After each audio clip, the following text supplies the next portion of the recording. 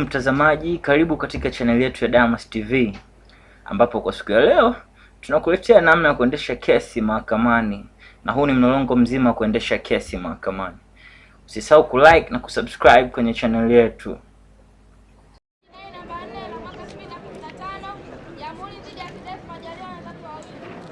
Watuhumiwa wanapanda kizimbani tayari kabisa kwa kusikilizwa kwa shtaka lao.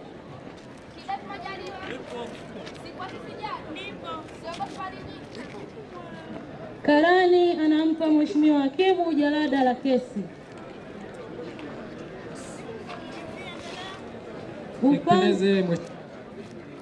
Mbele yako ni kiongozi wa jopo la mawakili wa serikali. Mimi ni Sada Mangia, nimeongozana na wenzangu. Wakili Janet Makala upande wa mashtaka. Wakili Esther Robert upande wa mashtaka. Wakili Rugenge Christopher upande wa serikali. Wakili Martin Mangabe upande wa serikali. Nikupendeze mheshimiwa hakimu, tutambie pia uwepo wa mawakili upande wa utetezi. Jopo lao linaongozwa na wakili msomi. Upande wa utetezi unaongozwa na mimi wakili msomi Grace Paul. Upande wa utetezi wakili msomi Advocate Demetrida Sweetbat.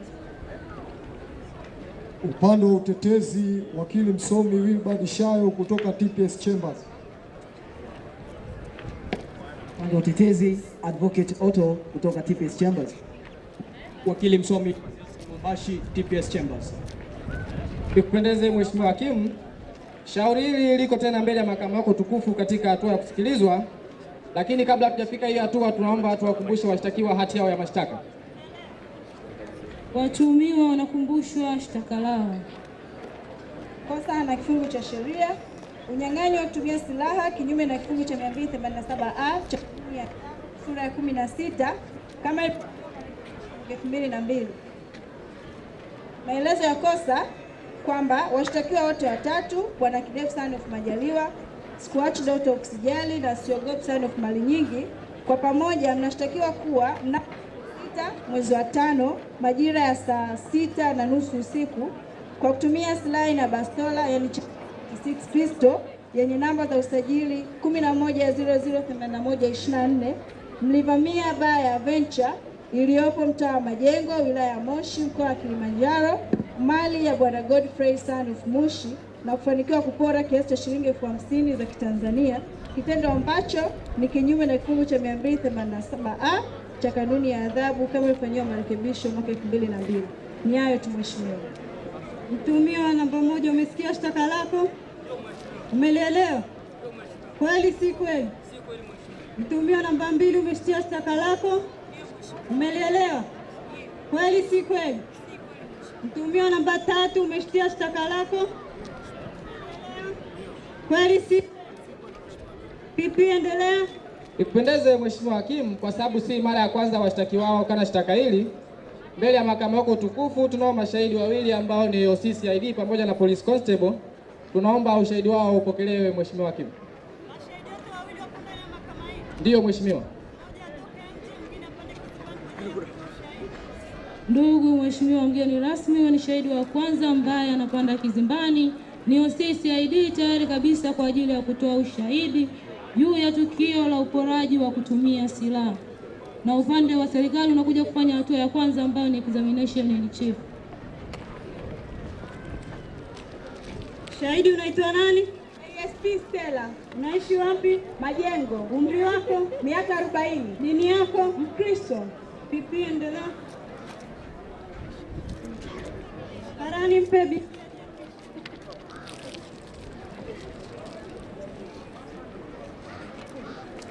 Mimi ASP Stella na hapa kuwa ushahidi tutakaotoa mbele ya mahakama hii ni kweli kweli tupu. Mwenyezi Mungu nisaidie.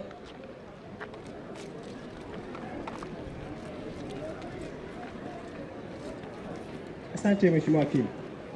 Shahidi, hebu ikumbushe mahakama majina yako lakini na kazi unafanya. ASP Stella ni afisa wa polisi. ASP Stella. Ndio. Hebu ikumbushe mahakama au ieleze mahakama Mnamo tarehe 6 mwezi wa 5 mwaka 2015 ulikuwa wapi na nini kilitokea? Majira ya saa 6 na dakika 35 usiku nilipigiwa simu kwamba kuna tukio la unyang'anyi wa kutumia silaha umetokea katika baa ya Venture. Kama afisa polisi ulichukua hatua gani? Niliweza kupiga simu ya upepo kwa askari wote walioko doria kwa siku hiyo kwamba waimarishe ulinzi katika maeneo yao, lakini pia niliondoka mimi pamoja na jopo la watu 8 mpaka eneo la tukio. Mpaka eneo la tukio. Ndio. Mlipofika wewe na timu yako nifanye upekuzi? Tulipofika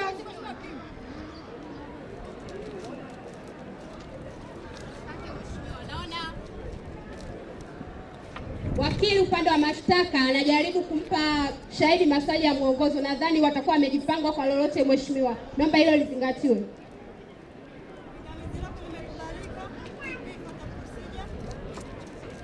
Asante Mheshimiwa Wakili. SP Stella, mlipofika eneo tukio wewe na timu yako mlibaini nini na mkafanya nini? Tulipofika eneo la tukio, moja kwa moja tuliweza kuzungushia uzio katika eneo lile na tukaweza kubaini vielelezo vitatu katika eneo lile. Tuliweza kupata kitambulisho kilichomtambulisha Bwana Kidevu Majaliwa. Pia tuliweza kupata maganda matatu ya risasi, lakini pia tulipata fingerprint katika draw iliyokuwa imevunjwa. Vielelezo vitatu. Ndio. Nikikuonyesha unaweza kutambua? Ndio. Ukianza na maganda ya risasi, utatambuaje? Yalikuwa madogo ya inchi 1 yana rangi ya gold. Mheshimiwa Hakimu, naomba ridhaa yako muonyeshe shahidi maganda ya risasi kwa uchunguzi. Je, ndio haya maganda ya risasi unasema? Ndio. Mheshimiwa Hakimu, ikikupendeza naomba upande wa utetezi uweze kuona maganda ya risasi.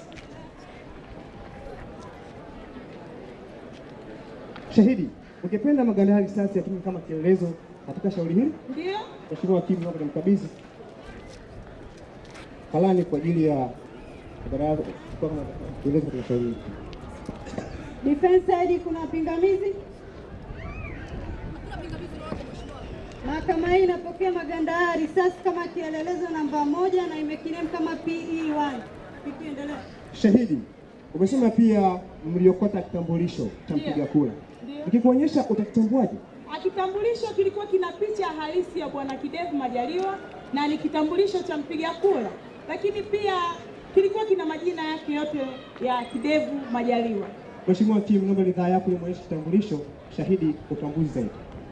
Je, ndio hiki kitambulisho hiyo utasema? Ndio. Mheshimiwa Hakimu, naomba tuonyeshe kwa utetezi wakiona kitambulisho hiki cha mpiga kura.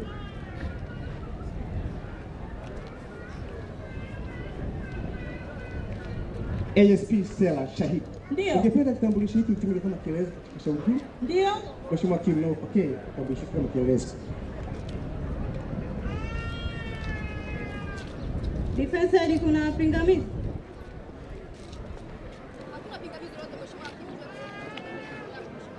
Mahakama hii inapokea kitambulisho hichi kama kielelezo namba 2 na imekinem kama PE2. Endelea. Umesema pia mlichukua alama za vidole. Nani alichukua alama za vidole katika eneo la tukio? Katika jopo la wale maaskari niliokuwa nimefika nao eneo la tukio, kulikuwa na mtaalamu wa fingerprint. Mara ya mwisho watuhumiwa hao uliwaona wapi? Nimewaona hapa mahakamani. Aha, kumbe mahakamani hapa? Ndio. Hebu basi ionyeshe mahakama, lakini pia watambue kwa majina yao. Nikianza na mtuhumiwa wa kwanza anaitwa Bwana Kidevu Majaliwa, ni huyu wa kwanza aliyevaa t-shirt nyeusi. Mtuhumiwa wa pili anaitwa Sikuachi Sijali, ni huyu msichana katikati, na mtuhumiwa namba 3 anaitwa Siogopi Mali Nyingi, ni huyu wa mwisho aliyevaa t-shirt ya miraba miraba. Ni kwa nini unawahusisha watuhumiwa hawa na huo uhalifu uliotokea tarehe 6 mwezi wa 5?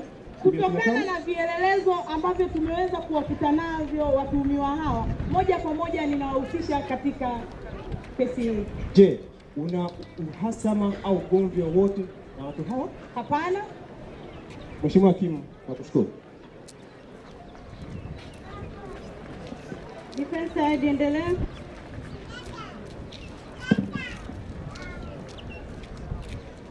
Shahidi. Ndio. Umejitambulisha kama ASP Stella. Ndio. Unadhani ushahidi wako unatosha katika shauri hili? Ndio. Kwa hiyo hakuna ushahidi mwingine, sio? Upo ushahidi mwingine, lakini pia ushahidi wangu umejitosheleza katika shtaka hili. Kwa maana hiyo unasema ushahidi wa wewe unatosha kabisa kuwatia hatiani wateja wangu, sio? Ndio.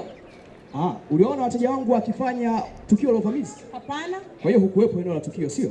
Ndio.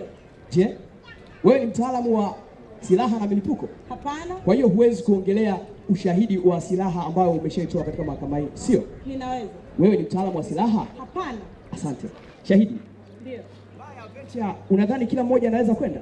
Ndio. Kwa hiyo ni eneo la kila mmoja kuwepo, sio? Ndio.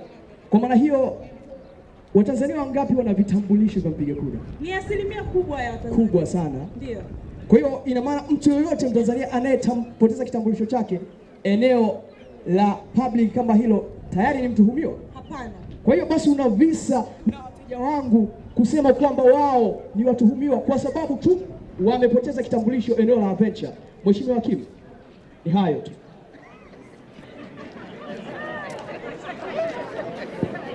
Upande wa mashtaka endelea. Shahidi, Ndio. hebu ikumbushe mahakama, umekuja kutoa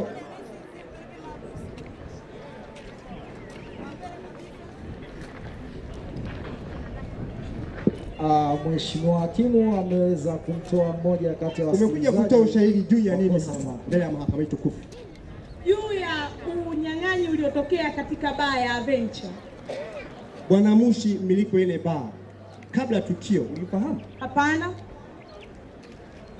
Asante Mheshimiwa Hakimu. Shahidi, tunakushukuru kwa kuja kutoa ushahidi wako, unaweza kuondoka. Karani, mwite shahidi namba 2. Mheshimiwa mgeni rasmi, huyo ni shahidi ambaye ni askari, ameweza kutoa ushahidi wake kikamilifu na kwa uhakika kwa kujiamini mbele ya mahakama juu ya kesi inayoendelea. Na sasa ni shahidi wa pili anakuja mahakamani kwa ajili ya kutoa ushahidi wake kuhusu shauri hili. Shahidi, unaitwa nani? H8841 PC Onesmo. Umri wako? Na miaka 26. Unaishi wapi? Naishi Soweto. Dini yako? Mkristo. Karani, mpatie Biblia aweze kujapisha.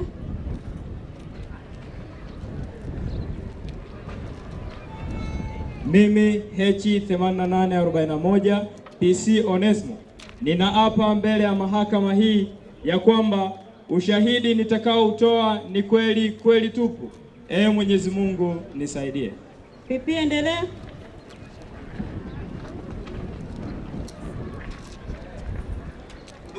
Ndio. Nieleze mahakama.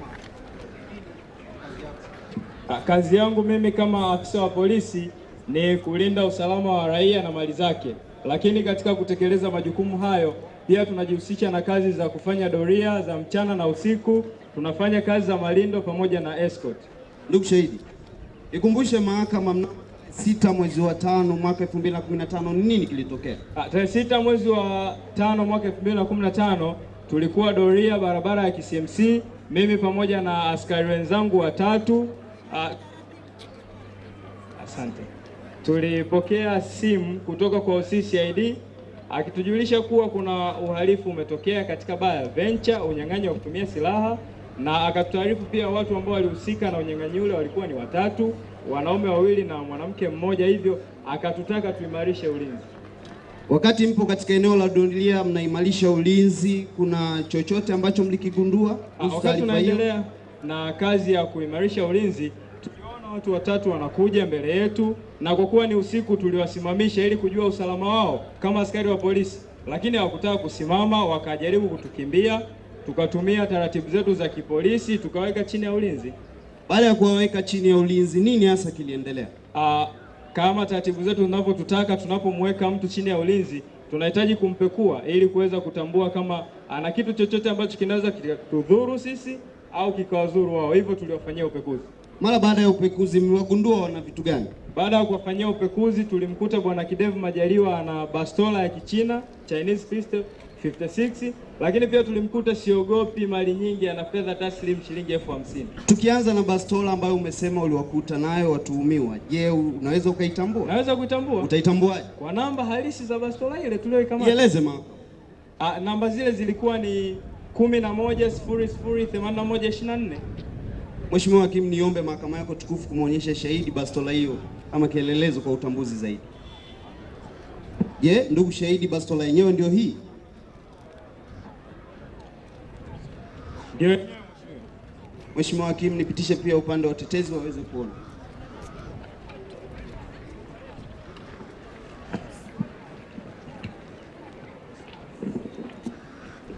Je, ndugu shahidi, ungependa bastola hii itumike kama kielelezo juu ya shauri hii? Ndio, ningependa mheshimiwa. Niombe mahakama yako tukufu ipokee bastola hii kama kielelezo juu ya shauri hili.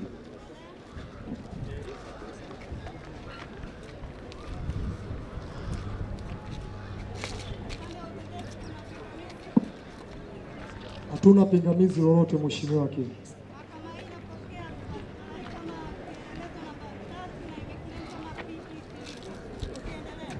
Ndugu shahidi, umesema pia uliwakuta pamoja na fedha taslim shilingi 50,000. Ndio. Je, ukiziona fedha hizo unaweza ukazitambua? Naweza kuzitambua. Utazitambuaje? Nitazitambua kwa namba halisi zilizokuwa katika noti zile. Ieleze mahakama namba hizo.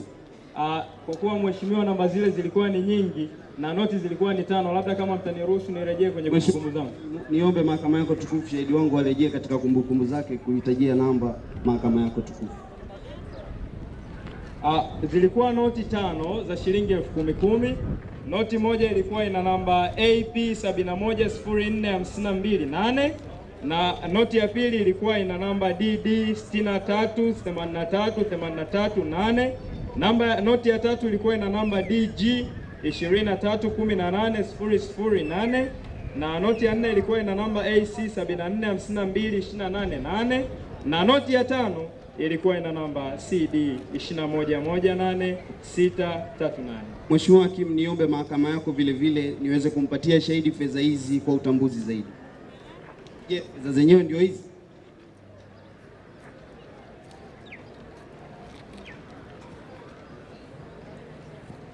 Ndio zenyewe mheshimiwa. Mheshimiwa Hakimu, nipitishe upande wa utetezi waweze kuziona.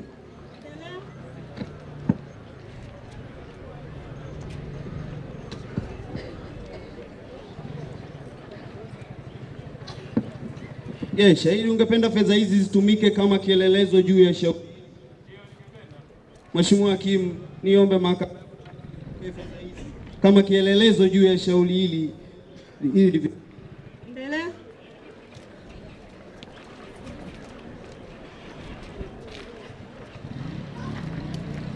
Upande wa utetezi kuna pingamizi? Hatuna pingamizi mheshimiwa hakimu. Mahakama hii inapokea fedha hizi kama kielelezo namba 4 na imekinemu kama PE4. Endelea. Ndugu shahidi, mara baada ya kuwapekua na kuwakuta na vitu hivyo ambavyo umeeleza mahakama, ni nini hasa kilifuatia? Baada ya kufanya hayo yote, tuliwachukua watuhumiwa wote watatu tukawapeleka kituo cha polisi. Je, watuhumiwa hao mara ya mwisho ndugu shahidi umeona lini? Ndani ya mahakama hii? Wako ndani ya mahakama hii? Ndio, wako ndani ya mahakama hii.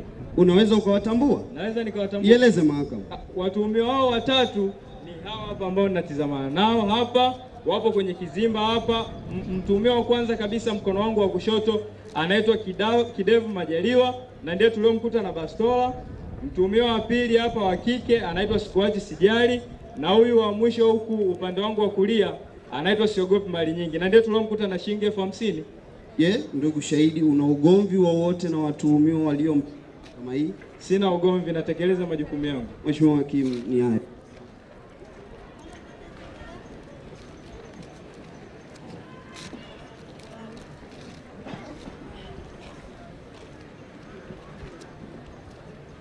Shahidi. Ndio. Wewe ni police constable? Mimi ni police constable. Una muda gani katika majukumu yako ya kazi? Na miaka 7.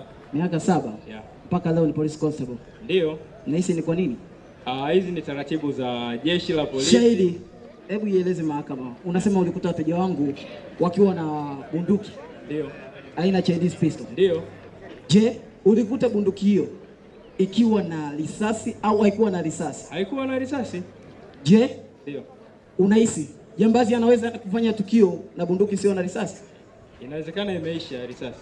Nijibu. Jambazi anaweza kabeba bunduki akaenda kufanya tukio na bunduki sio na risasi? Hapana.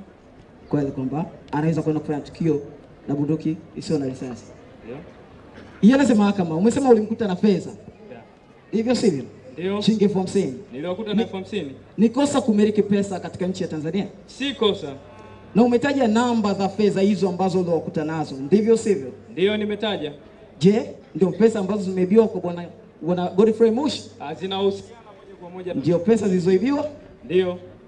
Je, bwana Godfrey Mushi aliwapa kijitabu ambacho kila mteja anayeingia kwenye baa yake ananakiri namba za fedha? Hapana. Je, hizo namba za fedha mliziandika nyie au aliwapa bwana Godfrey Mushi? Tuliziandika sisi kama kielelezo kutoka. Nashukuru mheshimiwa hakimu.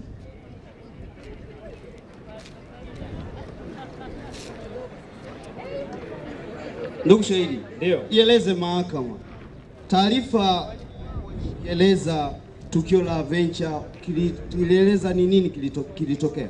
Taarifa tulioipata kwa OCCID ilieleza kuwa uvamizi umetokea katika baa ya Venture wa kutumia silaha na kiasi cha shilingi 50,000 kimeibiwa katika baa yake.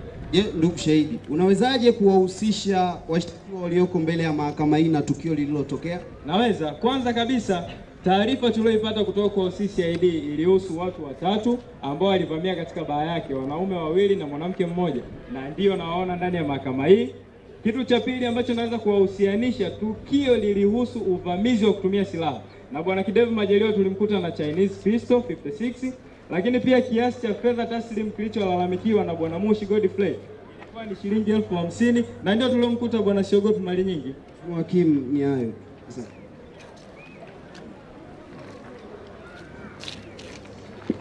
Shahidi, tunakushukuru kwa kuja kutoa ushahidi, unaweza kuondoka. Mheshimiwa mgeni rasmi, huyo ni shahidi ambaye ni police constable, amemaliza kutoa ushahidi wake. Asante Mheshimiwa hakimu, pamoja na ushahidi uliotolewa mbele ya mahakama yako tukufu, lakini bado tuna mashahidi wengine wawili ambao ni wa muhimu zaidi, ambaye ni mtaalamu wa alama za vidole pamoja na mtaalamu wa silaha na milipuko.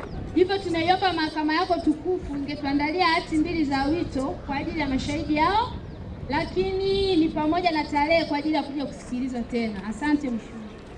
Karani, tarehe.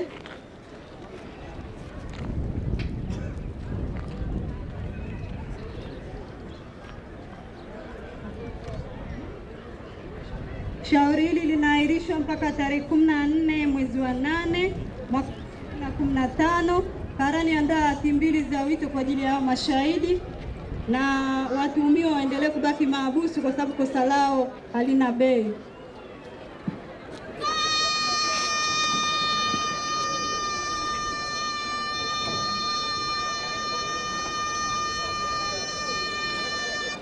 Ndugu Mheshimiwa mgeni rasmi, mahakama hii imeahirishwa mpaka pale itakapotajwa tena.